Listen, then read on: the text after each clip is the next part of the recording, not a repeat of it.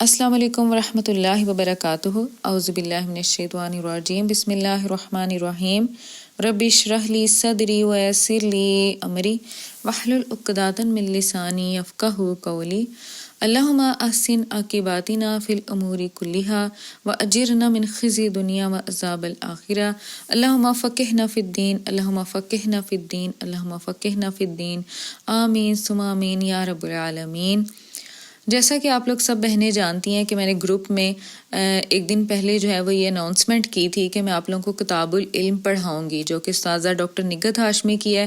الحمدللہ اللہ تعالیٰ ان کو ہمارے سر پہ سلامت رکھے کہ انہوں نے کافی زیادہ تحریری کام کیا ہے۔ انہوں نے بلکہ تفسیر بھی قرآن پاک کی 3 سال میں جو ہے انہوں نے مکمل کی۔ بہت خوبصورت تفسیر انہوں نے لکھی جس میں احادیث اکٹھی کی، اس کے بعد جو ہے ڈیفرنٹ جو جیسے مولانا مودودی صاحب کی جو تفسیر تھی اس کو ایڈ کیا، یعنی مختلف مفسرین کی تفسیر کو ایڈ کر کے اور بہت سی حکمت کی باتیں اپنی طرف سے ایڈ کر کے انہوں نے اور احادیث کو ساتھ میں شامل کر کے بہت خوبصورت اور ڈیٹیل میں تفسیر انہوں نے جو ہے وہ لکھی ہے۔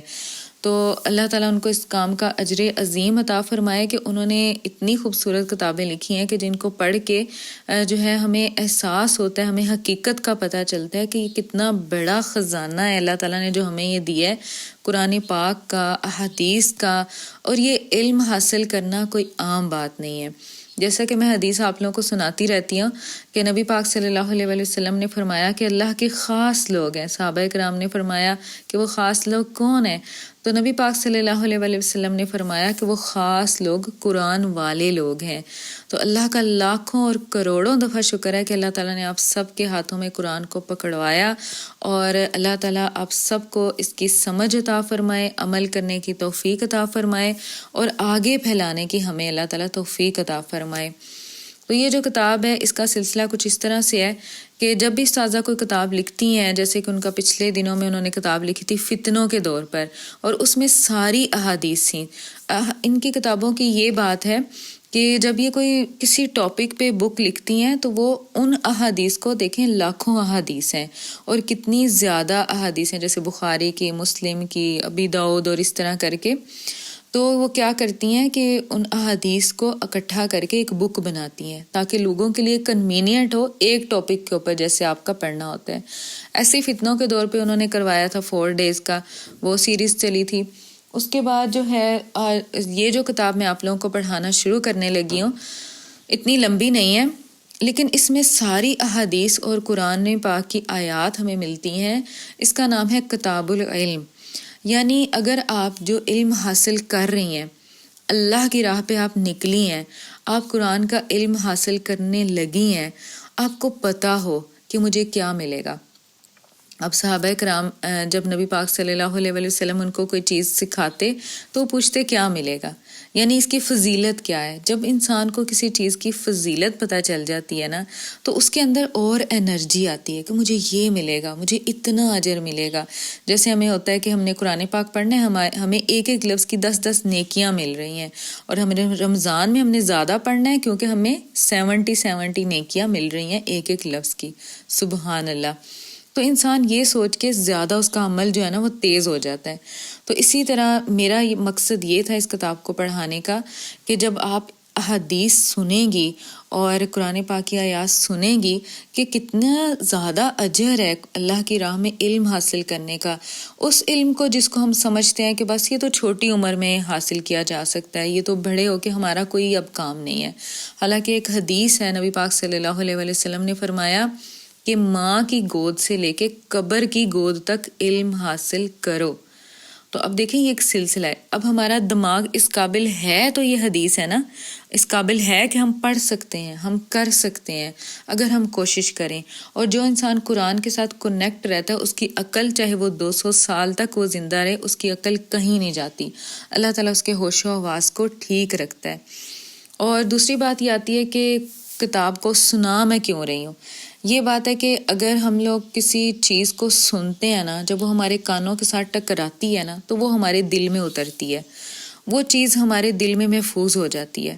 اگر ہم کسی چیز کو پڑھتے ہیں اس کا ہمارے اوپر اتنا اثر نہیں ہوتا جتنا ہم کسی چیز کو سنتے ہیں. دیکھیں جب ہم کوئی نئی لینگویج سیکھتے ہیں یا جب بچہ چھوٹا ہوتا ہے تو وہ ہم سے سن کے اس لینگویج کو سیکھتا ہے. تو اس لیے جب میں سناؤں گی کوئی بات آپ کو تو آپ کے کوئی نہ کوئی بات دل میں رہ جائے گی.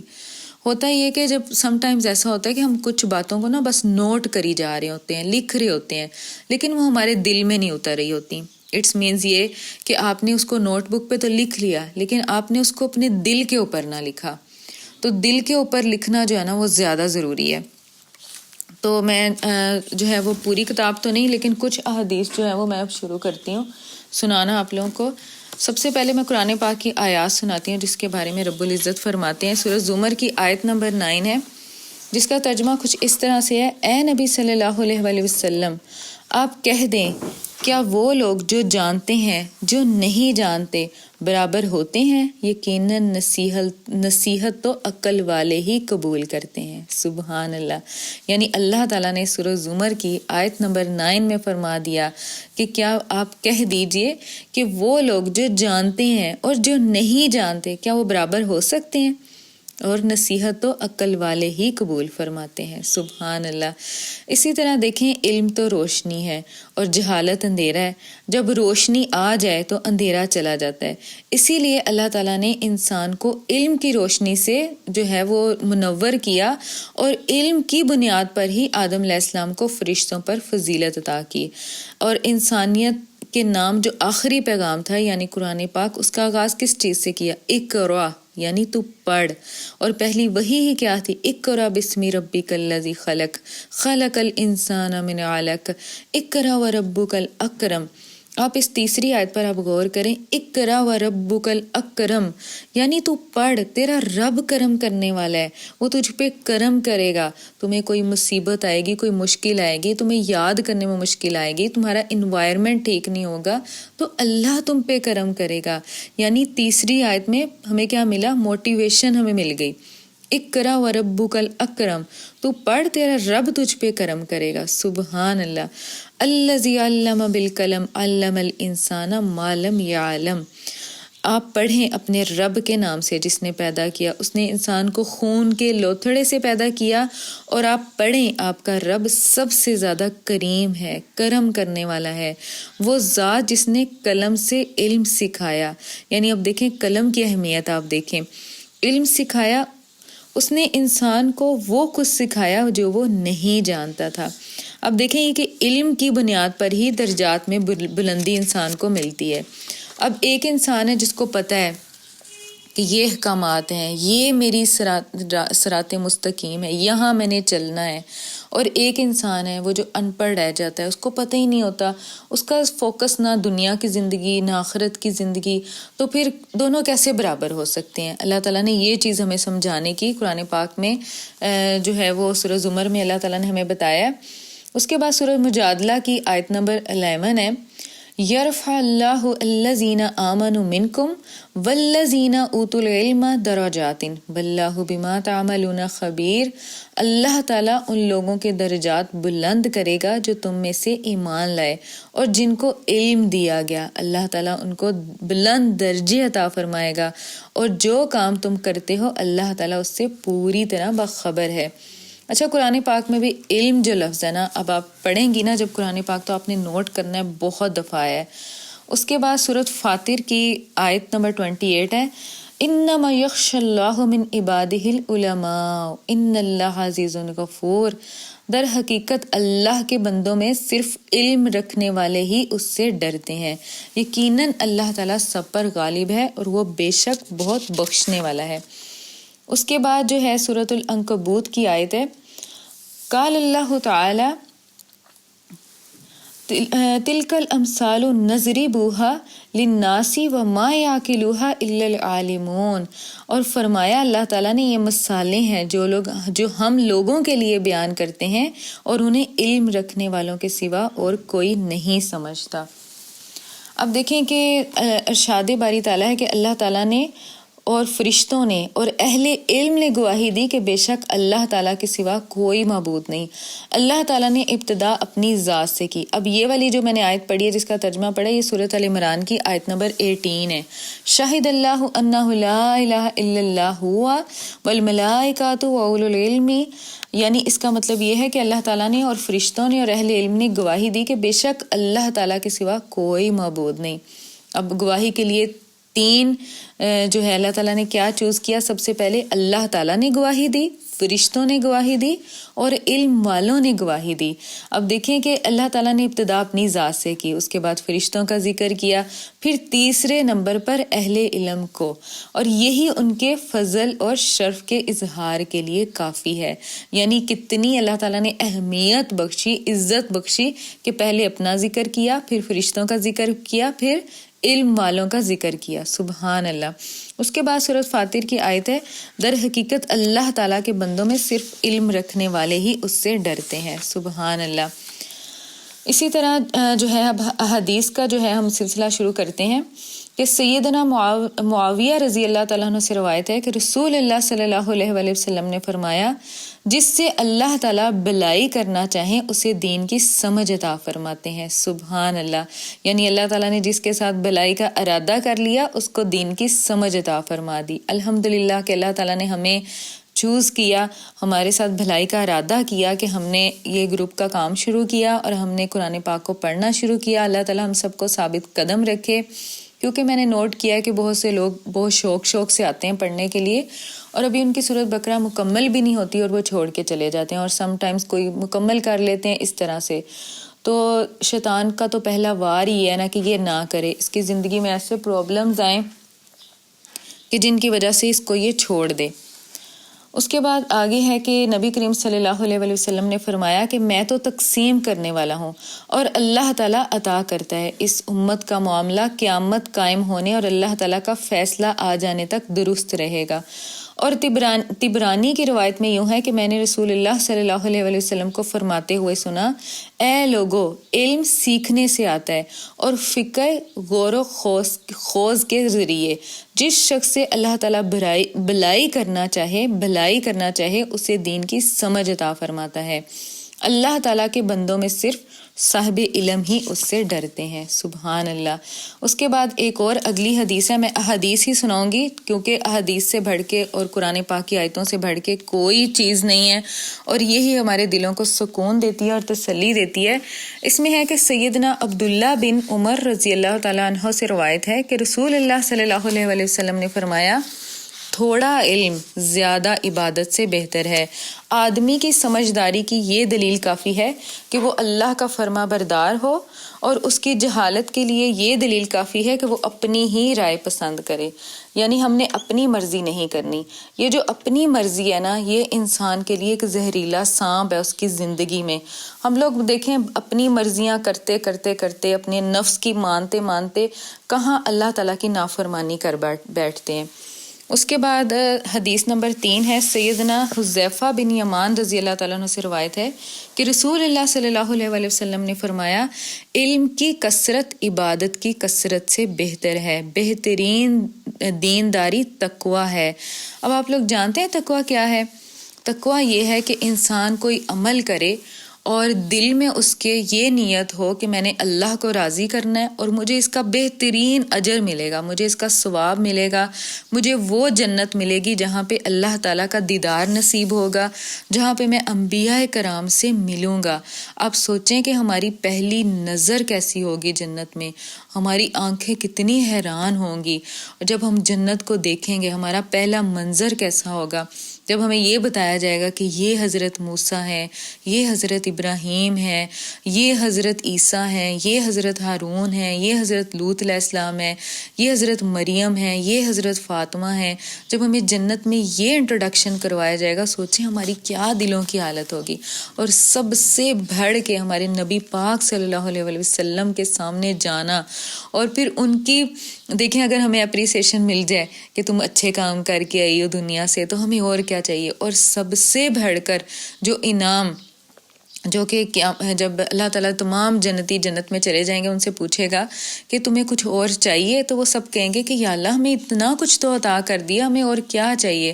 تو پھر اللہ تعالیٰ اپنا پردہ، اپنے آگے سے پردہ ہٹا دیں گے اور اللہ تعالیٰ اپنا دیدار نصیب کریں گے، اور تمام جنتیوں کو یہ لگے گا کہ یہ سب سے بہترین انعام جنت میں یہ ہے کہ اللہ کا ہمیں دیدار نصیب ہوا ہے، اور وہ سب سے بڑی نعمت ہوگی اللہ کا دیدار نصیب ہونا، سبحان اللہ۔ اور جو جنت الفردوس کے لوگ ہوں گے وہ ہر وقت اللہ کا دیدار کریں گے، جس طرح ہم جب چاہیں باہر نکلیں گھر سے اور چاند کو دیکھ لیں، جیسے ہم چاند کو دیکھ رہے ہوں۔ لیکن جو باقی جو لیولز ہوں گے جنت کے، ان کو ہر جمعے کے جمعے اللہ کا دیدار کروایا جائے گا۔ تو اللہ تعالیٰ سے دعا ہے کہ اللہ تعالیٰ ہمیں جنت الفردوس میں جو ہے نا وہ جگہ عطا فرمائے، کیونکہ ہمارے نبی پاک صلی اللہ علیہ وسلم بھی یہی دعا کرتے تھے اور کہتے تھے کہ جنت الفردوس مانگا کرو۔ اس کے بعد ہماری حدیث نمبر 4 ہے، سیدنا معاذ بن جبل رضی اللہ تعالیٰ عنہ کا بیان ہے کہ رسول اللہ صلی اللہ علیہ وسلم نے فرمایا، علم حاصل کرو، اسے اللہ تعالیٰ کی رضامندی کے لیے حاصل کرنا باعث خشیت ہے، اور اس کی جستجو عبادت ہے، اسے دہرانا تسبیح ہے۔ اب دیکھیں، آپ جب سبق کو یاد کرتی ہیں تو اس کو دہرانا تسبیح ہے، اور اس کی جستجو یعنی اس کے لیے محنت کرنا عبادت ہے، اس کی تحقیق جہاد ہے، سبحان اللہ۔ تحقیق کرنا یعنی جیسے اب ہم لوگ کسی آیت کی تفسیر جاننے کے لیے ایک تحقیق کرتے ہیں، تو اس کی تحقیق جہاد ہے، اس کا سکھانا صدقہ ہے، سبحان اللہ۔ آپ آگے پھیلائیں گے تو آپ کے لیے صدقہ ہے، اسے مستحققین کے لیے عام کرنا باعث تقرب ہے، کیونکہ یہ حلال و حرام کی نشاندہی کرتا ہے اور اہل جنت کے راستوں کا مینار ہے، یہ بیزاری میں باعث الفت، سبحان اللہ۔ یعنی اگر آپ بور ہو رہے ہیں اور آپ کے پاس آپ کا قرآن ہے تو آپ کیوں بور ہوں گے؟ اور سفر کا ساتھی ہے، یعنی اگر آپ سفر پہ جا رہے ہیں، آپ اپنا قرآن پڑھیں، حدیثیں پڑھیں، کچھ سن لیں، کوئی لیسن سن لیں، کوئی تفسیر سن لیں، اور تنہائی میں باتیں سنانے والا، سبحان اللہ۔ اور تنگی اور آسانی میں رہنما ہے، یعنی آپ کا یہ خوشی کا بھی ساتھی ہے، آپ کی تنگی کا بھی ساتھی ہے، دشمنوں کے خلاف ہتھیار اور دوستوں کے لیے زینت ہے، سبحان اللہ۔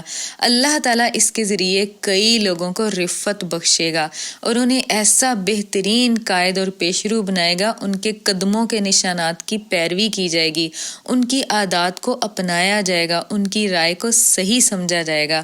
یعنی اللہ تعالیٰ اس قرآن کے ذریعے انسان کو ایسی بلندی عطا فرمائے گا کہ وہ لوگوں کے لیے جب کھڑا ہوگا آواز کرنے کے لیے تو اس کے قدموں کے نشانات کی پیروی کی جائے گی، یعنی لوگ اس کی بات کو مانیں گے، سمجھیں گے، سنیں گے، اور اس کی جو ہیبٹس ہوئیں گی اس کو اپنانے کی کوشش کریں گے، سبحان اللہ۔ اچھا، میری پیچھے ایک بات رہ گئی ہے جو میں آپ کو بتا رہی تھی کہ تقویٰ کیا ہے۔ تقویٰ یہ ہے کہ اگر آپ نے نیکی کی تو اس میں اللہ کی رضا اور یہ کہ مجھے اللہ اجر و ثواب دے گا، اور اگر گناہ سے بچنا ہے تو دل میں خوف ہو، اللہ کا خوف ہو، اور گناہ سے، دوزخ سے ڈرتے ہوئے، اللہ سے ڈرتے ہوئے، اللہ کے عذاب سے ڈرتے ہوئے آپ نے گناہوں سے بچنا ہے، یہ تقویٰ ہے۔ اور جو تقویٰ یہی ہے کہ آپ کا دل میں اللہ کا خوف ہو، اور آپ عبادت کریں تو اللہ کے لیے، گناہوں سے بچیں تو اللہ کے لیے، اللہ کو راضی کرنے کے لیے۔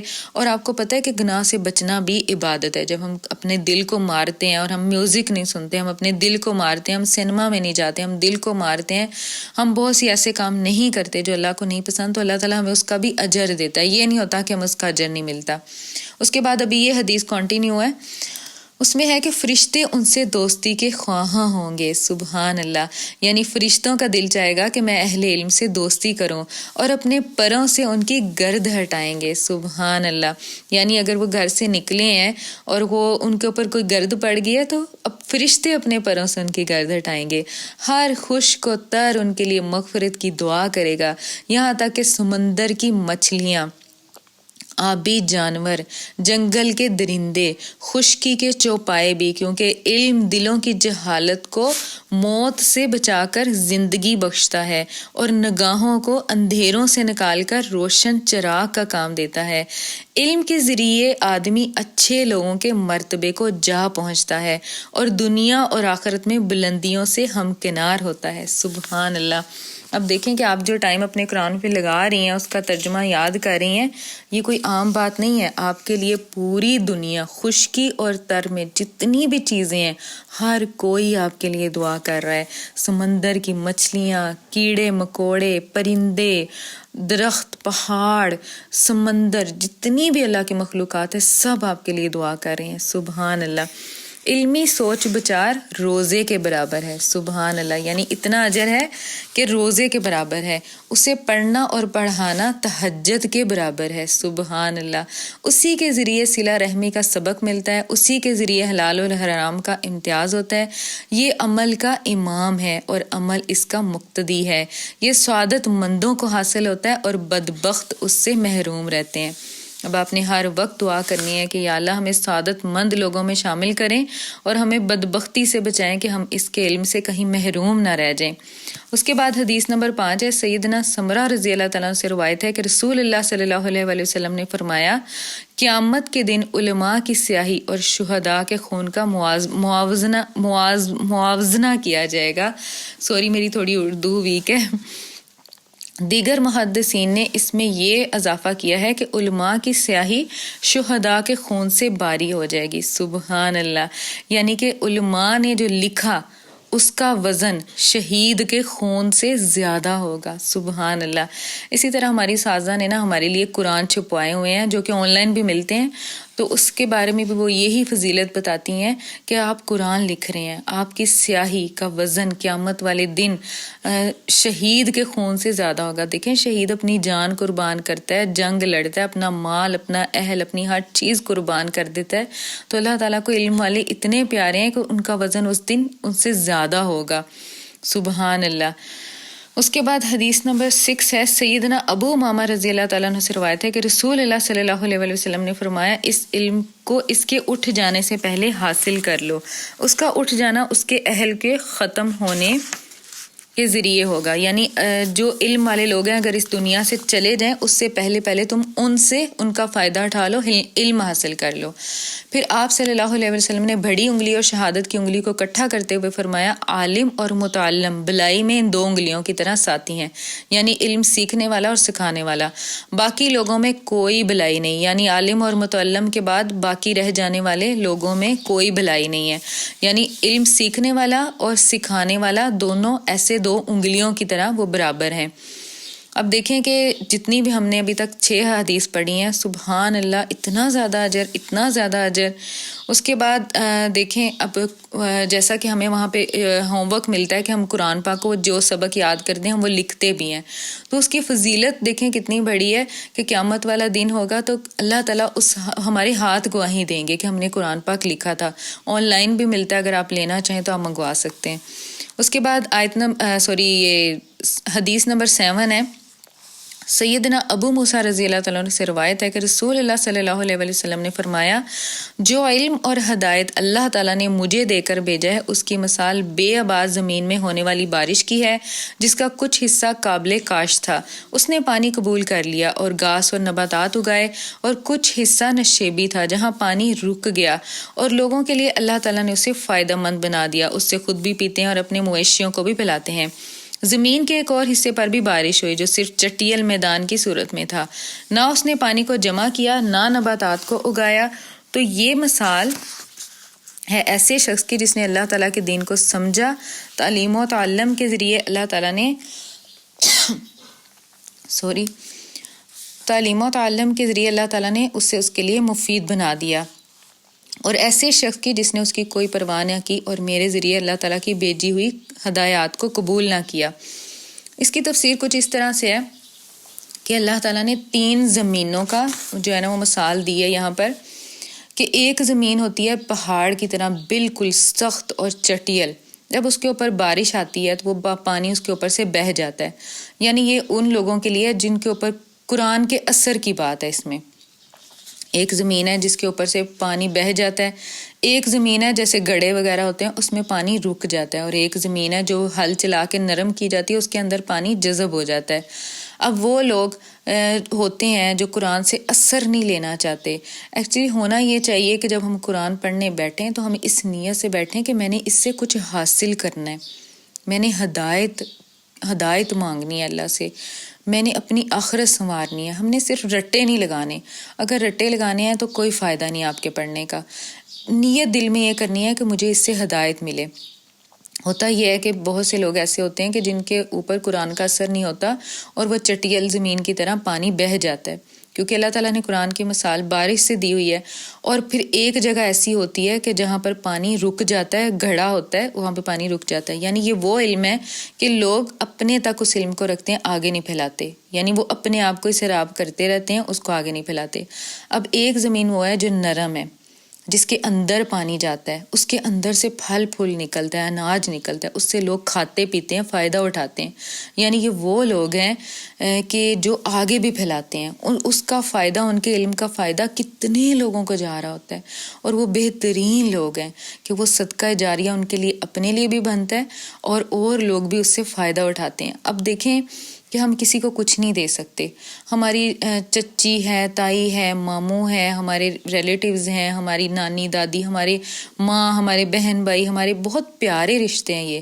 لیکن ہم اپنے اپنے گھروں میں اپنی اپنی زندگی بسر کر رہے ہیں. ہم ان کے لیے کیا کر سکتے ہیں؟ ہم ان کو اچھی بات سکھا دیں، ہم ان کو اچھا علم دے دیں، اچھا عمل شروع کروا دیں تاکہ ان کی آخرت سنور جائے. اس سے بڑھ کے کوئی بلائی نہیں ہو سکتی. اس کے بعد جو ہے ایک دو اور حدیث پڑھتے ہیں. میں نے 20 منٹ کی سوچا تھا کہ ریکارڈنگ کروں گی، لیکن یہ تھوڑی زیادہ ہو گئی ہے کیونکہ میں نے ویک میں ایک دن یہ کرنا ہے. اس لیے میں چاہ رہی ہوں کہ یہ ضرور کی جائے اور آپ اس کو بار بار سنیں تاکہ آپ کے اندر موٹیویشن پیدا ہو کہ مجھے کتنی فضیلت ہے کہ میں جو قرآن پاک کا ترجمہ پڑھوں گی اور آگے پڑھاؤں گی انشاءاللہ. حدیث نمبر 8 ہے. سیدنا عبداللہ بن مسعود رضی اللہ تعالیٰ عنہ سے روایت ہے کہ رسول اللہ صلی اللہ علیہ وسلم نے فرمایا، حسد صرف 2 آدمیوں سے کیا جا سکتا ہے. یعنی حسد یہاں پر اس سے مراد رشک ہے. ایک وہ شخص جسے اللہ تعالیٰ نے دولت دی اور وہ راہ حق میں اسے لگا رہا ہے. دوسرا وہ جسے اللہ تعالیٰ نے علم دے رکھا ہے اور وہ اس کے ذریعے فیصلے سناتا ہے اور اسے لوگوں کو سکھاتا ہے. اور اب اس حدیث میں حسد سے مراد رشک کرنا ہے. یعنی 2 لوگ جن سے رشک کرنا جائز ہے. کون سے؟ ایک اللہ تعالیٰ نے اس کو مال و دولت دیا اور وہ دن رات کوشش کرتا ہے کہ میں اللہ کی راہ میں خرچ کر دوں. ایک وہ جس کو علم دیا اور وہ اس کی یہ کوشش ہے میں دن رات لوگوں کو سکھا دوں. سبحان اللہ، اللہ تعالیٰ ہمیں ان لوگوں میں شامل فرمائے.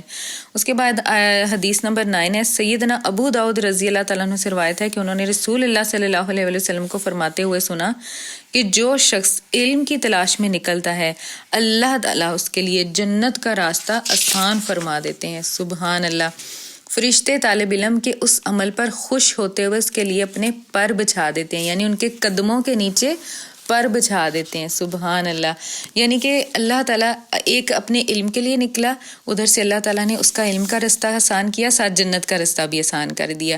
فرشتوں نے اس کے قدموں کے نیچے پر بچھا دیے.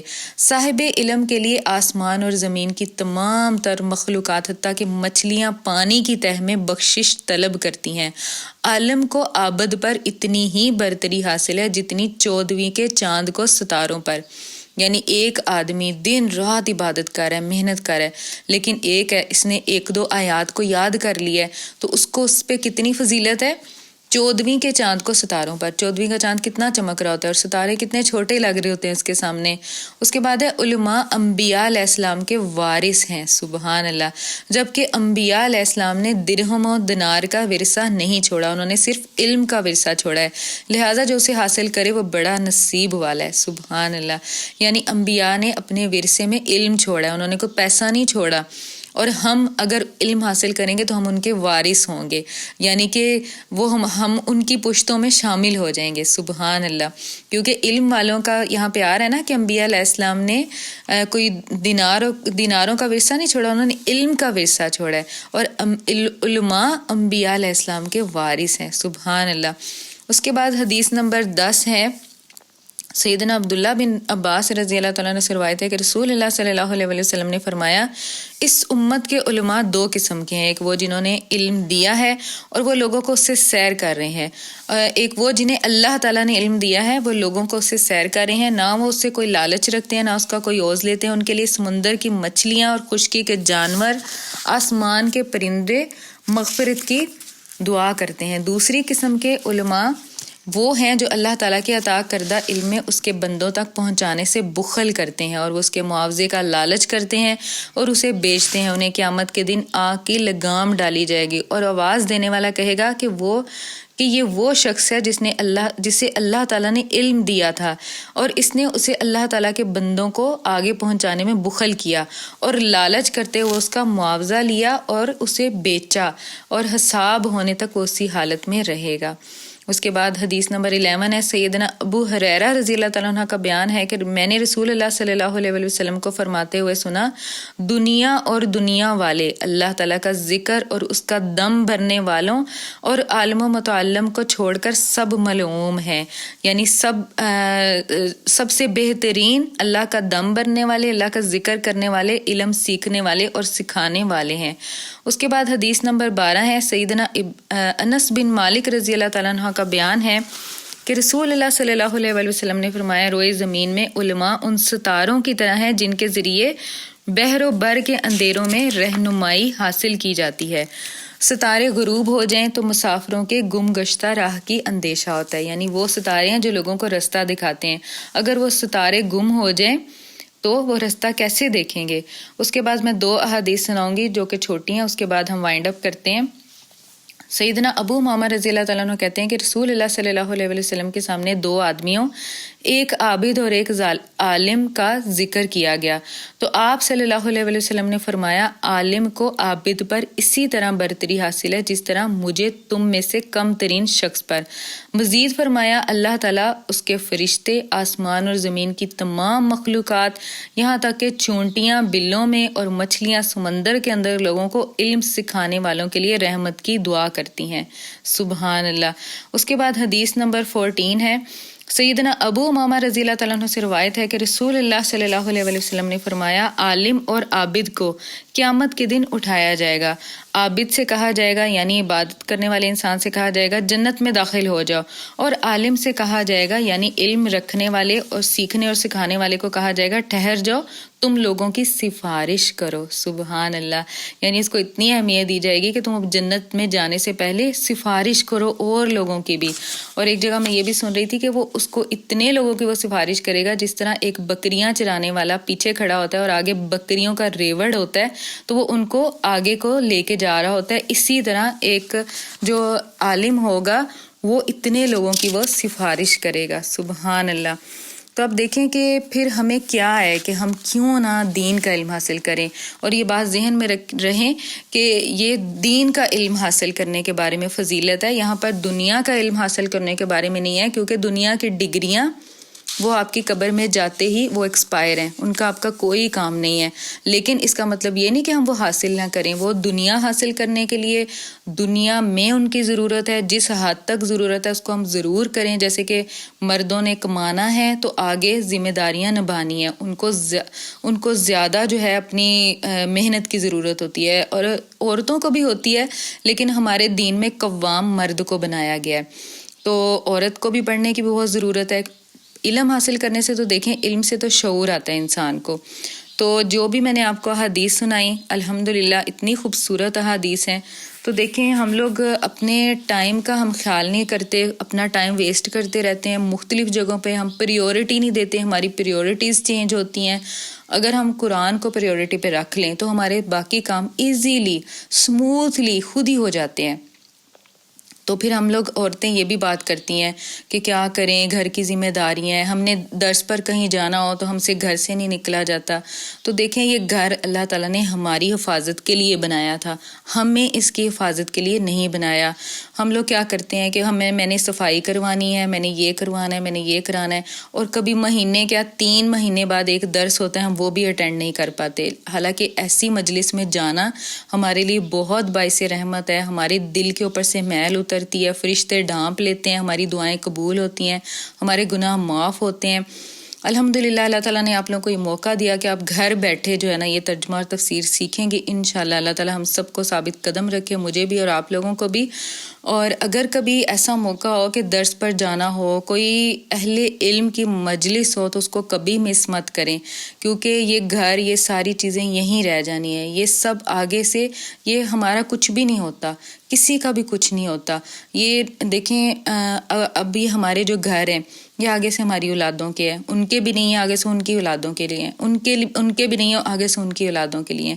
ہم نے کچھ بھی اپنے ساتھ لے کے نہیں جانا، صرف ہم نے اپنے اعمال اپنے ساتھ لے کر جانے ہیں. یہ چیز جب ہمیں سمجھ آ جائے گی نا تو ہم یہ جو دنیا کی چیزیں ہیں، لوہے کی چیزیں، پلاسٹک کی چیزیں، رنگ برنگی چیزیں، رنگ برنگے کپڑے، رنگ برنگے برانڈز، ہم ان سے اللہ تعالیٰ ہمارے دل میں خود ہی بے رغبتی پیدا کر دے گا. ان کے پیچھے بھاگنے سے ہمیں سوائے اپنے آپ کو پریشان کرنے کے کچھ نہیں ملنا. ہر چیز کی ایک حد تک ہمیں اجازت ہے. آپ کوشش کریں، حاصل کریں، اللہ تعالیٰ سب کو مال و دولت دے، عزت عطا کرے، ایک حد تک. اتنی حد سے نہ نکل جائیں کہ اپنے اللہ کو، اپنے قرآن کو اور اپنے نبی پاک صلی اللہ علیہ وسلم کی احادیث کو ہم بھول جائیں، ہم سنت رسول کو بھول جائیں. تو فرسٹ پریورٹی جب آپ قرآن رکھیں گے تو اللہ تعالیٰ آپ سب کے لیے آسانی کرے گا.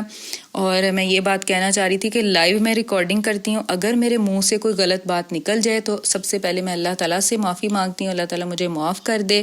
اس کے بعد میں آپ سے معذرت خواہ ہوں کہ لائیو ریکارڈنگ کرتے ہوئے میرے منہ سے اگر کوئی بات نکل جائے تو آپ سب بھی مجھے معاف کر دیجیے گا. اللہ تعالیٰ آپ سب کو اپنے حفظ و ایمان میں رکھے اور اللہ تعالیٰ ہم سب کو توفیق عطا فرمائے کہ ہم اس قرآن پاک کو پڑھیں، سمجھیں، اس کی آیتوں پر عمل کریں اور آگے پھیلائیں.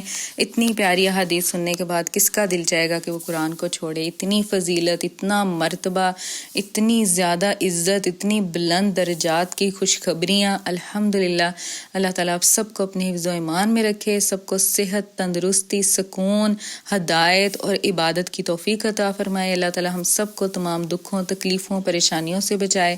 آمین ثم آمین. جزاک اللہ.